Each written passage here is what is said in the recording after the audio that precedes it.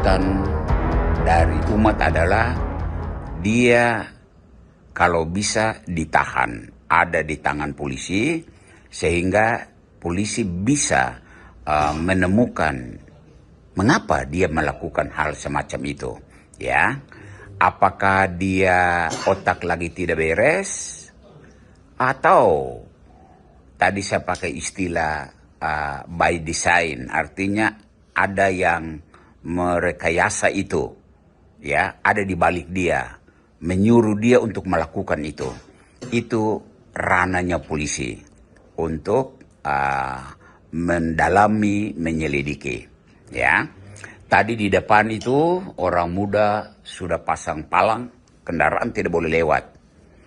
Lalu mereka bilang kami pasang selama belum ada kepastian dia ditangkap. Nah, lalu sesudah selesai ada ribut-ribut sedikit, tetapi sudah tenang. Lalu Bapak Kapolres pulang. Tidak lama Bapak Kapolres sudah kirim foto bahwa dia bersama itu Yance, ya, bersama Yance. Nah, setelah ada berita itu, maka tadi kami sampaikan ke Bapak Polisi, Pak Dorti, untuk sudah buka palang. Karena tuntutannya adalah selama belum ditangkap, belum di tangan polisi. Sekarang sudah di tangan polisi, ya. Jadi buka palang dan sudah dibuka. Nah, jadi intinya adalah tadi massa berteriak, kami hanya dengar pastor. Oke, kalau kamu dengar pastor bilang tidak boleh melakukan tindakan apapun. Kita serahkan kepada pihak yang berwenang. Dan pihak yang berwenang itu polisi. Biarkan polisi mendalami, mengatur, menata, sehingga kita bisa menemukan jawabannya, ya.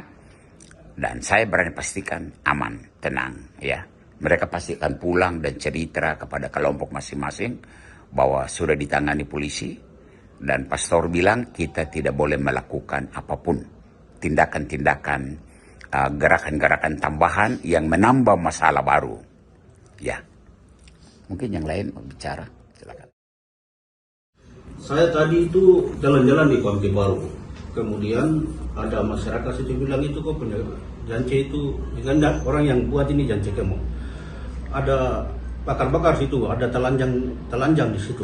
Saya bilang, kenapa saya tidak hirau? Saya pikir mungkin dia gila kah, apakah, atau mabuk kah, saya tidak tahu. Masuk ketemu dengan bapak, keluar, sampai di rumah ini saya buka WA begini, ramai. Langsung saya WA ke Kapolres. Begini, Kapolres telepon balik. Saya bilang, Pak Kapolres, dia ada di Kompi Baru, sekarang naik dan tangkap. Naik dan tangkap.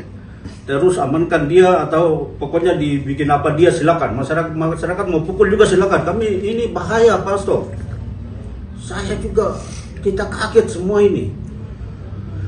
Ternyata datang di situ, tadi itu saya dengar mereka bilang dia ini ada gila.